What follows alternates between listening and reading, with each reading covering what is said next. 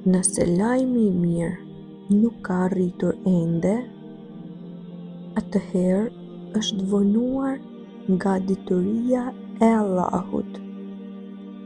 Ai do të ta sjellë lajmin në kohën e duhur.